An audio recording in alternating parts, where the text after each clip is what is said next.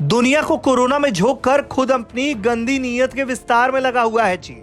और चीन की इसी गंदी नीयत पर सीधे सीधे चोट की है भारत के सीडीएस जनरल बिपिन रावत ने। पहले चीन क्या कर रहा है ये जान लीजिए, फिर आपको बताएंगे कि सीडीएस ने जो कहा है वो कैसे चीन की परेशानी बढ़ाने वाली खबर है। खबर है कि भूटान की एक सुदूर घाटी में सड़कों का विशाल नेटवर्क, इमारतें और सैन्य चौकियां चीन बना रहा है। इस आधारभूत ढांचे की स्थापना कर ड्रैगन क्षेत्र में अपने नागरिकों और सुरक्षा बलों को बसाने की कोशिश के साथ ही सैन्य उपकरण भी तैनात कर रहा है। सामरिक जानकार मानते हैं कि इसके पीछे उसका एकमात्र उद्देश्य येन केन प्रकारेण भारत को घेरना ही है। भूटान घाटी में चीन 2015 से ही इस तरह की हरकतों को अंजाम दे रहा है।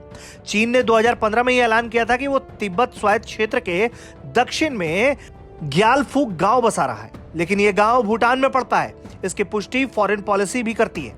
इस पत्रिका के मुताबिक चीन ने 2015 में तिब्बत क्षेत्र के दक्षिण में जिएलू आबे नाम का एक गांव बसाने की घोषणा की थी।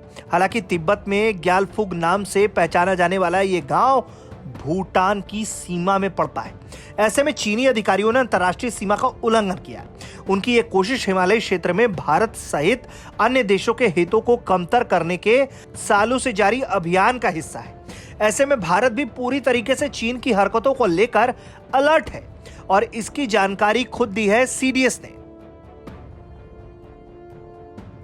इंडिया टुडे ग्रुप को सीडीएस बिपिन रावत ने एक इंटरव्यू दिया है, जिसमें उन्होंने सीमा को लेकर भारत की तैयारी की कई बड़ी जानकारियां साझा की है।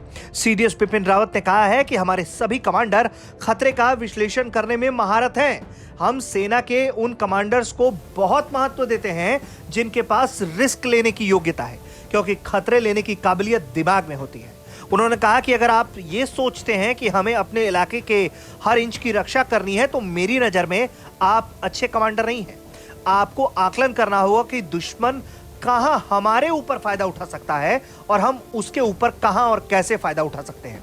इंडिया टुडे के साथ खास बातचीत में chief of defence staff Bipin Rawat ने कहा है कि देश की सेना ने ऐसी तैयारी की है कि हमें कोई चकमा ना दे सके।